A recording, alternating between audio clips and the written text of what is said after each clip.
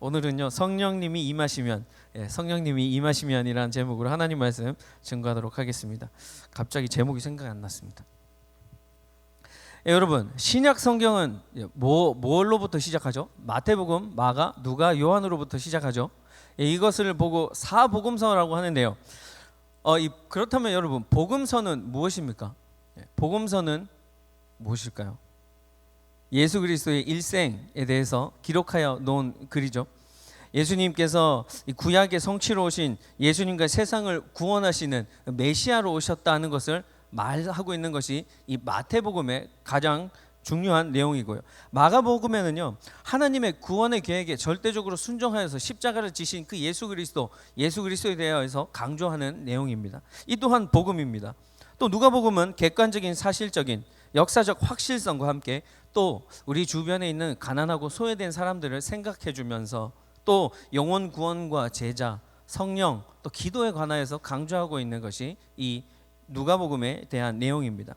요한복음은 이 땅 가운데 예수님께서 오셔서 많은 기적들을 행하신 것, 그것을 사실적으로 묘사하고 있는 것, 그것이 요한복음의 주된 내용이죠. 그리고 나서 이제 사도행전이 나옵니다. 그리고 그 이후에 서신서가 나오죠. 이 서신서는요, 편지 형식으로 된 성경책입니다.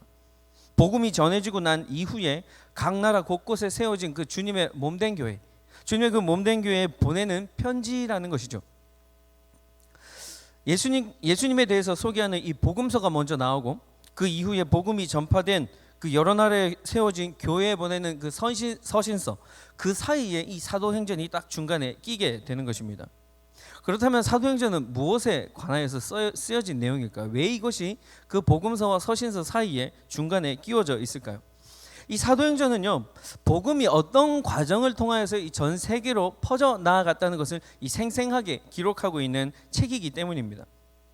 그리고 그 복음을 세계 여러 나라로 전파한 것은 다름 아닌 이 예수님의 제자들, 그리고 예수님의 제자들 그 12명 그뿐만 아니라요, 예수님을 믿고 따르는 그 많은 사람들, 그 사람들로 통하여서 이 세계 만방으로, 이 열방으로 예수님의 그 복음이 전해져 나아갔다라는 것을 얘기하고 있는 책이 바로 사도행전입니다. 그러니까 예수님의 복음에 대해서 먼저 설명을 하고 복음으로 세워진 그 교회에 대해서 설명하는 서신서 사이에 당연히 있어야 하는 것이겠죠. 이 중간에서 다리 역할을 하는 책이라는 것입니다.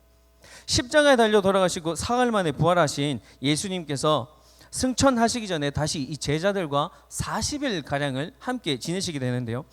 사도행전 1장 3절에 그가 고난받으신 후에 또한 그들에게 확실한 많은 증거로 친히 살아계심을 나타내사 40일 동안 그들에게 보이시며 하나님 나라의 일을 말씀하시니라 라고 얘기하고 있습니다.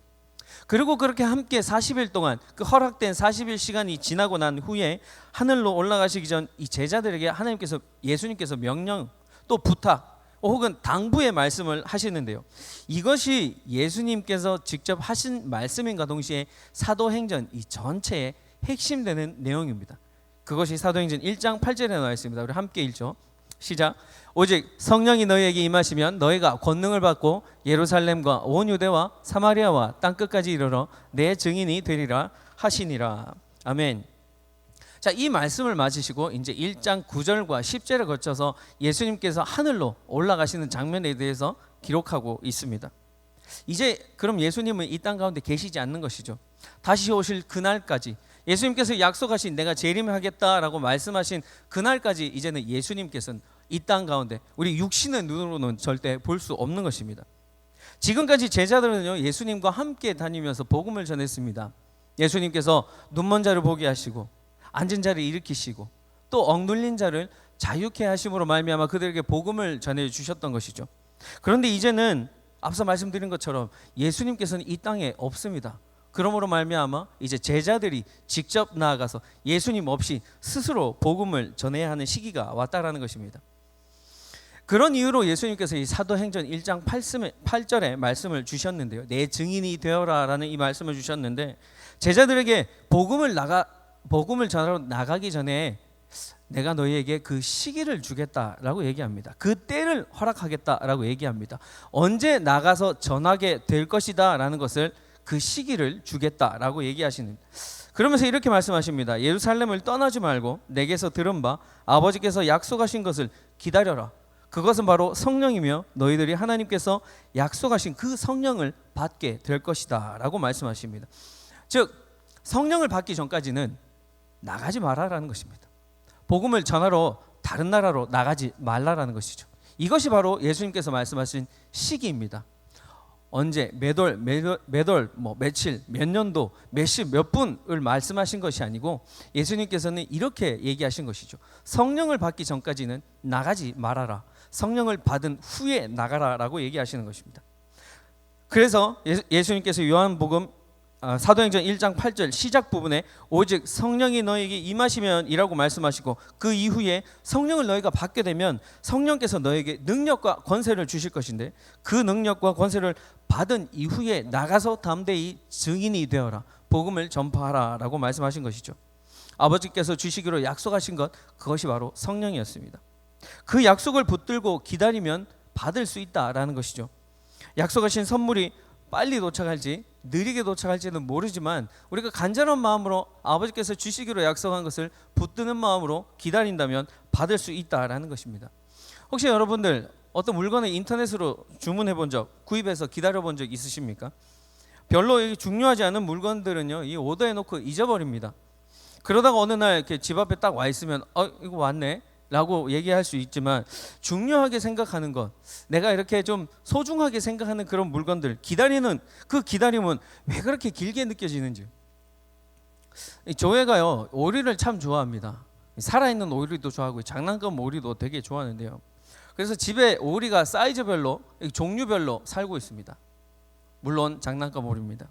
그래서 어떤 때 이렇게 집에 와보면 호수인지 집인지 참 이렇게 분간이 안 될 때가 많은데요.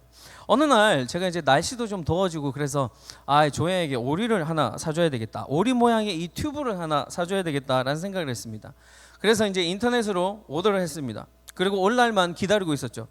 오리가 도착하면 빨리 바람을 넣어줘서 딸에게 주고 싶은 마음으로 기다리고 있는데 그렇게 기다리니까 왜 이렇게 안 오는 겁니까? 아무리 기다려도 오지 않는 것입니다. 그렇게 기다리고 있으니 더더욱 시간이 더디게 느려지더라고요. 여러분 이메일로 이렇게 트래킹 해볼 수 있지 않습니까? 그래서 트래킹 해봤습니다. 그러니까 확인해 보니까 내일 아파트로 이제 딜리버리가 된다고 하더라고요. 근데 왜 이렇게 또 내일은 안 오죠? 아무리 기다리고 이렇게 시간이 더디 가는지요. 그러다 어느덧 내일이 되었습니다. 그래서 또 이메일을 확인해 봅니다. 어디쯤 오고 있나? 시간별로도 확인이 가능하지 않습니까? 확인해 보니까 어디 이제 출발했답니다. 그러니까 막 이제 시간 단위로 확인하게 되죠. 그러다가 이제 막 분 단위로까지 막 확인하게 되는 것입니다. 이 자녀에게 유익이 되는 이 선물을 주고 싶은 아빠의 마음이죠. 딸이 좋아하는 이 노란 오리를 이렇게 선물해 주고 싶은 아빠의 마음이라는 것이죠. 그러니까 그렇게 기다리는 시간이 막 더디게 좀 느껴지더라고요. 빨리 주고 싶으니까요. 그래서 드디어 이제 오피스로 도착했다는 그 이메일을 보고서요, 오피스로 가서 픽업했습니다. 그날 저녁에 아내와 함께 막 낑낑거리면서 그 큰 오리에다가 바람을 넣었습니다. 그리고 다음 날 노란 오리는 이 수영장을 이렇게 둥둥 떠다니게 되었습니다. 한번 보여주시죠. 저렇게 둥둥 떠나게 되었습니다.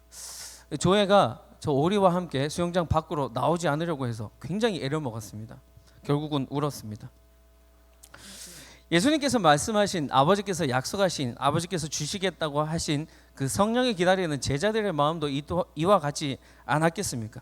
이처럼 애가 타는 마음으로 성령을 받기를, 성령 충만함으로 인하여서 받기를 간절히 구하지 않았겠습니까? 그곳에 모인 예수님의 12 제자들과 사도행전 1장 14절에 나오는 예수님으로부터 은혜를 받은 여자들, 예수의 어머니 마리아와 또 예수의 아우들, 예수의 가족들입니다. 더불어 마음을 같이하여 오로지 기도에 힘썼더라라고 얘기하고 있습니다. 그리고 그때 모인 모든 사람들의 숫자가 120명이 되었다고 하는데요. 이들은 무엇보다 마음을 같이하여 오로지 기도하면서 간절히 성령 받기를 구하였습니다. 마음을 같이한 사람들, 그 사람들이 다 같이 한 곳에 모여 있었다니까요. 그래서 사도행전 2장 1절은 이렇게 시작합니다. 다 같이 한 곳에, 오순절이 이미 이르렀음에 다 같이 한 곳에 이르렀더니. 당시 사회적 분위기로는 이렇게 많은 사람들이 한 곳에 모여 있으면 오해받기 쉽습니다. 그 자체만으로도 위험한 일이죠. 특별히 이곳에 모여 있는 사람들은 보통 사람들이 아닙니다. 예수님을 믿는 사람들이죠. 이곳에 모인 사람들, 로마 제국의 황제를 따르는 사람이 아니라 로마 황제에 반대되는 예수님을 믿고 따르는 사람들의 모임이었기 때문이죠. 당시는요, 황제에게 반대되는 일을 하면 모두 다 죽음을 당했던 그런 시기였습니다. 이런 시대적 배경을 본다면요, 이들이 이곳에 이렇게 한 곳에 모여 있다는 것은 목숨을 내놓고 기다리고 있었다라는 그런 뜻입니다. 보통 예수님을 따르는 사람들은 모이게 되면 지하에서 모였습니다. 그래서 우리가 지하교회라는 말들을 많이 하죠. 이렇게 숨어서 보이지 않는 곳에서 예배드리고 교제를 나누었던 것이죠. 다른 사람들에게, 또 특별히 로마 군인들에게 발각되지 않게, 들키지 않게 숨었던 것과 비교하면 이렇게 많은 사람들이 120명이나 되는 사람들이 모여 있었다는 것은 위험천만한 일이라는 것입니다. 그런데 이들은 기도하면서 약속하신 것을 온전히 받기 위하여서 간절하게 애타게 그 성령님을 받기를 원하는 그 표현을 간절하게 보여주는 얘기를 한다는 것입니다. 죽음마저도 우리의 간절함을 막을 수 없다라는 것이죠. 애타게 기다리고 있는 그 마음을 얘기하는 것입니다. 마음을 같이하여 오로지 기도하면서 다 같이 한 곳에 모인 그들에게는 마음을 같이 하는 것도 중요하고 함께 이렇게 모여 있다는 것도 굉장히 중요했던 것을 깨달았던 것입니다. 따로 각자가 아니라 모여서 함께 하는 것이 중요하다는 사실을 이들은 알고 있었다는 것이죠. 바로 이 모임이 초대 교회의 시작이 되는 것입니다. 지금 우리처럼 이 공동체로 모여서 예배드리고 함께 교제하는 것, 이것이 바로 중요하다는 것입니다. 이것이 바로 교회의 온전한 모습이라는 것이죠. 마음을 같이하여 오로지 기도하기 시작한 지 얼마 지나지 않아서 오순절 날이 이미 이르매라고 얘기하고 있습니다. 오순절이 벌써 되었다라는 뜻이죠. 성령을 사모하는 사람들이 그 간절함을 아시고요, 하나님께서 그 시간을 하루라도 빨리 땡기기 위하여서 허락하신 시간이었다는 것입니다. 더 지체하지 않으시기 위하였던 것이죠. 오순절은요, 6월절로부터 50일째 되는 그 유대인들이 지키는 아주 큰 명절 중에 하나입니다. 다른 말로는 맥추절이라고도 하는데요, 밀과 보리를 추수하는 그런 시기라는 것입니다. 여러분, 추수 때는 어떻습니까? 분위기가 모든 것이 풍족하죠. 먹을 것도 풍족합니다. 마실 것도 풍족합니다.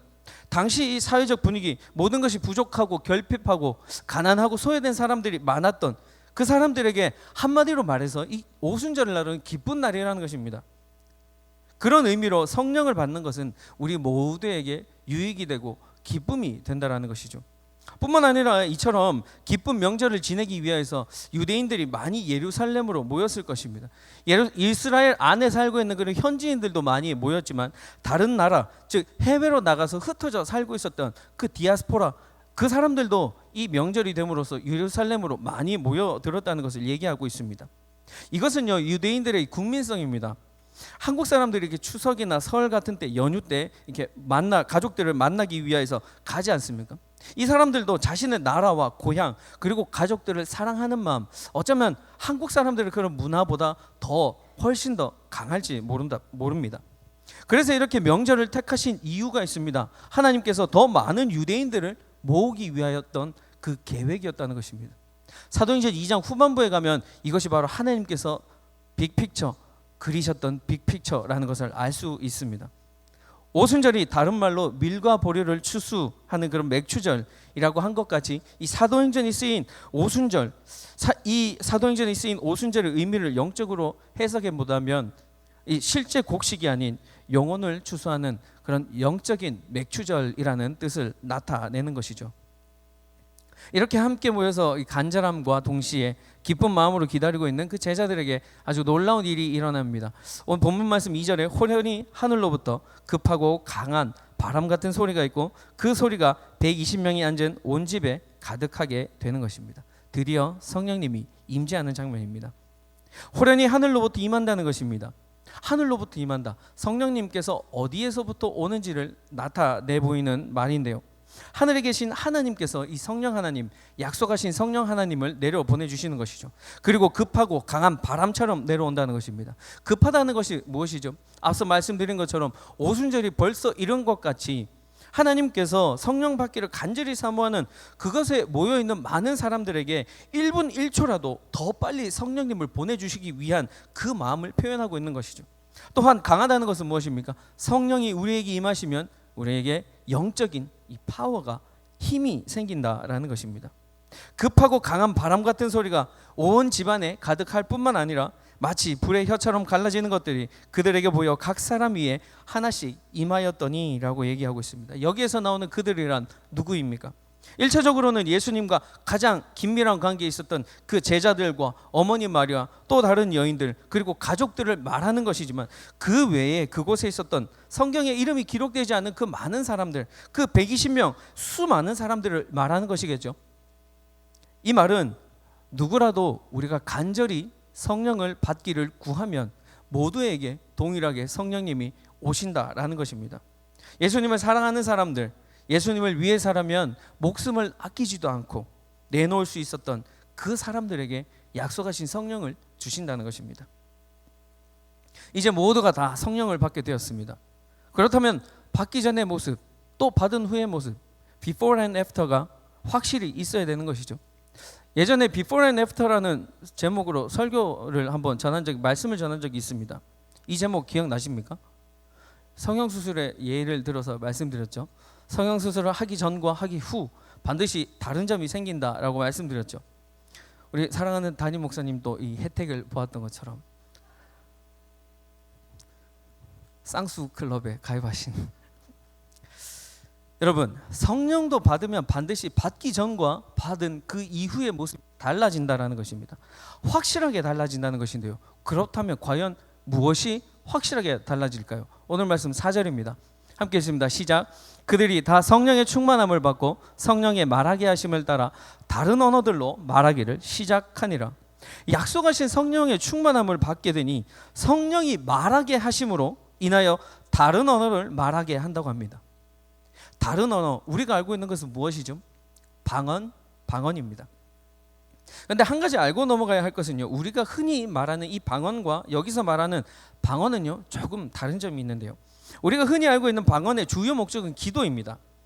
방언으로 하는 기도는 유익이 있다고 합니다. 그렇지만 여러분, 모두가 다 방언을 해야 하는 것은 아닙니다. 오해하지 마셔야 합니다. 방언을 하면 성령이 충만한 사람이고 방언을 하지 않으면 그렇지 않은 사람이다라는 그런 오해를 하지 마셔야 된다는 것입니다. 고린도전서 12장 7절과 11절에 성령이 충만한 사람들에게 나타나는 은사들이 있는데요, 우리 함께 읽어보도록 하겠습니다. 좀 길지만 우리 함께 한 목소리로 읽습니다. 시작. 각 사람에게 성령을 나타내심은 유익하게 하려 하심이라.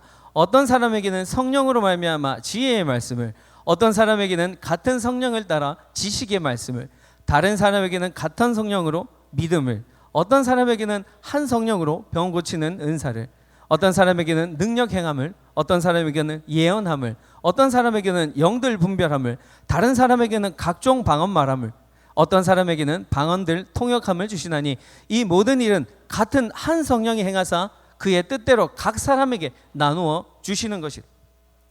아멘. 그러니까 이것은 무엇을 얘기하는 것이죠? 성령의 은사는 여러 가지 다양하게 많은데 그것은 성령님의 그 뜻대로 각 사람에게 알맞고 적합한 것을 은사로 주신다라는 것입니다. 그러니까 어떤 사람은 방언 말함을 주시고요, 어떤 사람에게는 방언 말하는 것을 통역하는 은사를 주신다라는 것이죠. 방언에 대해서 여러 가지 많은 의견들이 있습니다. 방언이 뭐 좋다, 나쁘다, 방언을 해야 한다, 방언 뭐 하지 말아야 한다, 뭐 이런 얘기들 많은데요, 성령님이 은사로 주셨으면 그 방언을 하는 것은 맞습니다. 그러나 방언을 할 때 방언 통역이 없다면 전체 교회에서는 하지 말고 자기 자신을 위하여서 그리고 하나님께 방언을 하라라는 것입니다. 이를 뒷받침해 주는 구절이 있는데 고린도전서 14장 2절에 방언을 말하는 자는 사람에게 하지 아니하고 하나님께 하나니 이는 알아듣는 자가 없고 영으로 비밀을 말함이라라고 하고 있습니다. 알아들 수 없는 그 비밀의 언어라는 것이죠. 예를 들면 이런 것입니다. 누가 올라와서 대표 기도를 했습니다. 근데 그 대표 기도를 하는 사람이 방언으로 기도를 한 것이죠. 그럼 여기 있는 사람들 모두가 다 못 알아들을 것입니다. 그리고 기도를 한 그 사람도 내가 무슨 기도를 했는지 그 내용을 잘 알지 못할 것입니다. 그런데 우리 중에 어떤 사람이 방언 통역함 은사를 받은 사람이 있는데 그 사람이 올라와서 우리가 사용하는 그 일반적인 언어로 그 방언 기도를 통역해 줄 수 있으면 그때는 교회 전체에서도 방언으로 기도해도 된다라는 것이죠. 그런데 방언의 통역함 은사를 받은 사람이 없으면 앞에 나와서 대표 기도할 때는 그렇게 하지 말라라는 것입니다.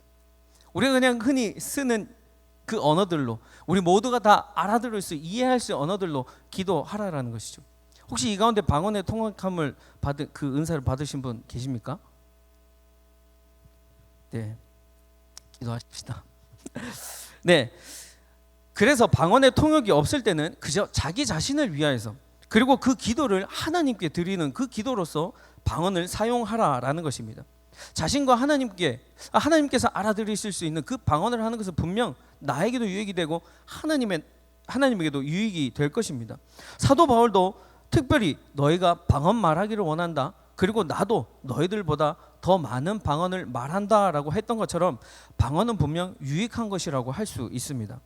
그런데 이 본문에서 말하는, 오늘 사도행전 2장에서 말하는 이 방언은요, 성령이 말하게 하시는 다른 언어, 이것은 앞서 말씀드린 이 방언과는 조금 다른 것입니다. 현재 사도행전이 쓰여진 기간이 오순절이라고 말씀드렸습니다. 유대인의 큰 명절 중 하나이기 때문에 각 지방에 있는 사람들, 그리고 주변 강대국으로부터 그 식민지 지배에서 벗어나기 위해서 어쩔 수 없이 해외로 도주한 사람들, 이민 간 사람들이 모여들었다는 것이죠. 이 이스라엘 민족들 후손들도 이 명절의 기쁨을 함께 나누기 위해서 현재 이스라엘로 모여들고 있다라는 것입니다. 해외로 이주한 사람들, 이 오늘날로 치면 이민 2세, 3세 혹은 그보다 더 오랜 기간 해외에 거주한 사람들을 말하는 것입니다. 자신의 모국어도 기억하겠지만요, 모국어보다 그곳에 자신이 지금 살고 있는 그곳의 언어에 대해서 더욱더 능통해야 또 그 이민지에서 살아갈 수 있는 그런 환경이 조성되는 것이죠. 얼마 전 예능 프로를 보았는데 그 짧은 동영상을 하나 보았습니다. 메이저리그에 있는 그 야구 선수가 이렇게 가족들과 함께 식사하는 장면이었는데요. 그 아들이 어릴 때부터 미국에서 자라서 한국말보다는 영어가 좀 더 편했던 것 같습니다. 그래서 메이저리그 그 야구 선수 아빠와 엄마에게 wood라고 해보라고 했습니다. 저도 뭐 별 다를 바는 없죠. WOOD 아시죠? wood라고 해보라고 했습니다. 그러니까 이제 한국 사람들 그 김치 발음 있잖아요. 그걸로 wood 이랬어요. 그러니까 아들이 막 웃는 거예요. 막 비웃는 거예요. 어떻게 발음이 그거밖에 안 되냐고. 그러니까 아빠가 아들에게 그럼 네가 한번 다시 해보라고. 그러니까 wood. 똑같나요? 별 다를 거 없죠? 저부터 각성해야 되겠네요. 회개합니다. 그렇게 얘기를 했어요. 몇 번 그 말이 오가고 나니까 아빠가 이제 화가 난 거예요. 그러니까 아들 보고 이렇게 얘기한 겁니다. 너 이제부터 집에서 한국말 안 쓰면 밥 안 준다. 이렇게 얘기를 한 것이죠. 그런 영상을 본 기억이 나는데 저도 제 딸에게 그렇게 가르칠 수 있을 것입니다. 토요일마다 한글 학교 보내면서 열심히 가르칠 수 있을 것입니다. 너도 밥 안 줄 거다 이렇게 제가 협박하면서 한국말을 억지로 가르칠 수는 있겠죠. 그런데 여전히 그런 가르침으로 인해서 억지로 이 한국말을 할 수는 있겠지만 저 아이에게 first language는 뭐가 될까요? 영어가 되지 않겠습니까? 미국에 사는 우리에게만 해당되는 말은 아닐 것입니다. 미국뿐만 아니라 남미나 일본이나 중국이나 세계 여러 각지의 많은 사람들, 이 가장 이민자들이 겪고 있는 고충 중에 하나일 것이라는 것이죠. 당시 이스라엘 민족에게도 이와 같은 일들, 비슷한 일들이 있었다는 것입니다. 그때 경건한 유대인들이 천하 각국으로부터 와서 예루살렘에 머물러 있더니라고 얘기합니다. 경건한 유대인들, 그들은 누구입니까? 그들은 비록 다른 나라에 흩어져 사는 이민자들이었지만 여호와 하나님에 대한 그 신앙을 지키고 있는 사람들, 즉 다른 말로 얘기하면 율법을 지키고 있는 사람들이라는 것입니다. 이러한 경건한 유대인들이 오순절이 되어서 예루살렘에 와서 이제 머물고 있는데 이들의 모국어인 이 히브리 말도 이들은 알고 있지만 당시 이스라엘 사람들이 썼던 아람어도 당연히 알고 있겠지만 자신이 이민 간 나라의 그 언어들도 당연히 말할 수 있겠죠. 그 사람들에게 성령으로 충만함을 받은 사람들이 이렇게 하는데요. 6절과 오늘 말씀 6절과 7절인데요. 우리 함께 읽으시죠. 시작. 이 소리가 나매 큰 무리가 모여 각각 자기의 방언으로 제자들이 말하는 것을 듣고 소동하여 다 놀라 신기하게 여겨 이르되 보라 이 말하는 사람들이 다 갈릴리 사람이 아니냐라고 얘기합니다. 성령의 충만함을 받아 다양한 세계 각국의 언어로 말하는 그 예수님의 제자들을 보고 그 주변에 모여 있었던 사람들이 다 놀랐다라는 것입니다. 여기에서 갈릴리 사람이 아니냐라고 얘기할 때 이 갈릴리 사람, 이 말하는 것에는 두 가지 의미가 담겨 있습니다. 먼저 갈릴리 사람들은 말할 때 그들 지역의 방언 특성상 이 콧소리를 많이 낸다고 합니다. 또 다른 하나는요, 이 모여 있었던 유대인들이 놀랍고 신기한 것을 보았다라는 것입니다. 이것은 무슨 말이라면 갈릴리 지역이 특성을 잘 알고 있었다는 것인데요. 갈릴리는 어떤 것입니까? 거의 모든 제자들의 출신이 갈릴리입니다. 그리고 그곳은 어촌입니다. 고기를 잡는 곳이라는 것이죠. 말하자면 이 배움과 학문이 있는 곳이라기보다는 빈민촌이자 또 어린 시절부터 이 공부를 하기보다는 물고기 잡는 어부로서의 인생을 살아가기 시작하는 것이라는 것을 모두가 다 알고 있었다는 것이죠. 그런 사람들이, 그렇게 배움이 많이 없는 사람들이, 이 제2 외국어를 배워본 적도 없는 사람들이 입으로 다양한 세계 각국의 언어를 말하고 있는 것을 듣고 보게 되자 그곳에 모여있는 많은 유대인들이 놀랐다라는 것입니다. 그리고 2장 9절에서부터 11절까지 걸쳐 자신들의 천하 각국, 그 자신들이 온 출신지에 대해서 얘기하고 있는데요. 오늘날의 이란 지역, 아르메니아, 시리아, 그리고 메소포타미아 지역, 그리고 이라크와 시리아, 터키, 소아시아 지역의 루디아와 길리기아, 그리고 이집트, 리비아, 로마, 지중해의 그레데와 아라비아 등으로 이 20여 개국이 넘는 나라에서부터 자신들이 왔다라는 것입니다. 이렇게 많은 지역에서 자신들이 왔지만 성령의 말하게 하심으로 인하여서 정확히 그들 각 나라의 언어로 말하고 있다라는 것을 그들이 듣게 되고 보게 되었다는 것입니다. 그렇다면 그들이 그 각 나라의 말로, 그 방언으로 무엇을 얘기하고 있는 것일까요? 11절과 12절입니다. 시작. 우리가 다 우리의 언어 각 언어로 하나님의 큰 일을 말함을 듣는도다 하고 다 놀라며 당황하여 서로 이르되 이 어찌 된 일이냐 하며, 성령으로 충만함을 받은 사람들이 성령의 말하게 하심을 따라 말하는 방언은 바로 하나님의 큰 일이라는 것입니다. 하나님의 큰 일은 무엇이죠? 예수님의 복음이라는 것입니다. 예수 그리스도 십자가 사건을 통한 그 죄사함의 진리, 하나님의 비밀을 분명하게 증거하고 있다라는 것입니다. 제가 일본에서 조금 살았습니다. 그래서 아직까지 일본말을 조금 할 줄 압니다. 미국에서 만난 일본 사람들에게 처음 이렇게 다가가서 일어로 인사를 건네면 굉장히 놀랍니다. 그리고는 이렇게 묻습니다. 어떻게 일어를 할 줄 아십니까? 라고 얘기합니다. 그럼 저는 일본에서 조금 살았기 때문입니다. 이렇게 대답을 하죠. 그럼 그 일본 사람들의 그 특유의 친절함, 막 칭찬하지 않습니까? 그런 칭찬으로 막 제게 막 온갖 칭찬들을 다 쏟아 놓습니다. 그런데 제가 일어를 조금 할 줄 아는 것이기 때문에 뭐 그들이, 이건 당연한 일이죠. 그런데 만약에 일본에 조금 살았고 제가 일본에서 공부를 하지 않고 이렇게 말하였다면 사람들이 그때는 정말 놀라지 않겠습니까? 더 놀라겠죠. 만약에 이곳에 뭐 30평생 살면서 일어의 일자도 들어보지 못한 사람이 어느 날 갑자기 자고 일어나니까 일어를 말하게 되었다라고 얘기하면 사람들이 얼마나 놀라겠습니까? 성령의 충만함을 받기를 간절히 사모하여서 그곳에 모인 사람들, 이 많이 배우지 못한 갈릴리 출신의 그 어부들, 그 사람들이라는 것입니다. 그 사람들이 그 20여 개국에 넘는 그 다른 나라의 말들로, 각각 다른 언어들로 말하고 있다라는 것이죠. 하나님의 큰 일에 대해서, 예수 그리스도의 복음에 대해서, 그 십자가 사건에 대하여서 그들에게 말하고 있다라는 것입니다. 그 말을 들은 그곳에 모여든 유대인들 놀라지 않았겠습니까? 그들에게 귀에 쏙쏙 들어오지 않았겠습니까? 그 방언을 듣게 된 그들에게 정말 완전 임팩트가 있는 그런 복음이 증거되지 않았겠습니까? 그리하여 그곳에 있는 많이 모여있는 유대인들에게 베드로가 이후에 2장 후반부에서 설교를 하게 됩니다. 베드로가 설교한 이 마지막 부분인데요, 사도행전 2장 후반부, 여기에서 하나님의 큰 계획, 이 빅픽처가 드러나게 되는 것입니다. 사도행전 2장 38절에서 41절까지의 말씀입니다. 베드로가 이르되 너희가 회개하여 각각 예수 그리스도의 이름으로 세례를 받고 죄 사함을 받으라. 그리하면 성령의 선물을 받으리니 이 약속은 너희와 너희 자녀와 모든 먼데 사람 곧 주 우리 하나님이 얼마든지 부르시는 자들에게 하신 것이라 하고, 또 여러 말로 확증하며 권하여 이르되 너희가 이 패역한 세대에서 구원을 받으라 하니, 그 말은 받은 사람들을 세례를 받으며 이날의 신도의 수가 3,000이나 더하더라. 베드로의 설교입니다. 이때부터 초대 교회가 시작되었던 것이죠. 설교 한 번에 3,000명이나 회심을 하였다는 것입니다. 설교 한 번에 예수님을 믿는 사람이 그날 하루 동안에 3,000명이 되었다는 것입니다. 이 설교자로서 상당히 부럽지 않은 구절이 아닐 수 없는데요. 하나님께서 이 오순절이라는 명절에 세계 각지에 흩어진 많은 사람들을 이곳에 불러 모으신 이유, 베드로의 설교처럼 이렇게 역사하여서 그들에게 복음을 전하게 하신다라는 것입니다. 뿐만 아니라 그곳에 모여있는 많은 유대인들, 그 듣는 사람들로 하여금 마음에 감동을 받을 수 있도록 성령님께서 역사하신다는 것이죠.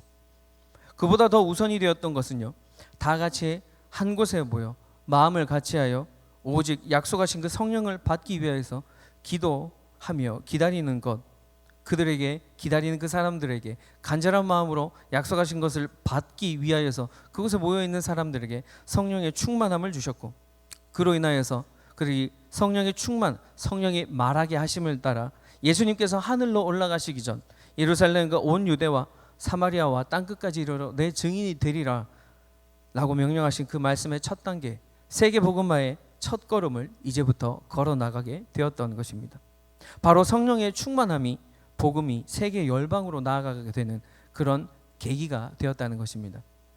주 안에 사랑하는 우리 YDC 여러분, 우리도 성령의 충만함을 받아 예수 그리스도의 복음을 전하며 살아가길 원합니다.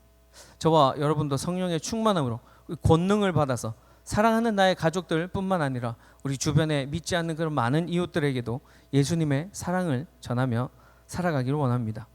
이제는 우리 모두 따로 혼자가 아니라 다 함께 모여서 성령의 충만함을 사모하는 그런 공동체 되길 바랍니다. 우리 함께 기도하겠습니다. 우리 오늘 주신 말씀으로 주님 앞에 한번 기도하며 나아갔으면 좋겠습니다. 우리가 먼저 함께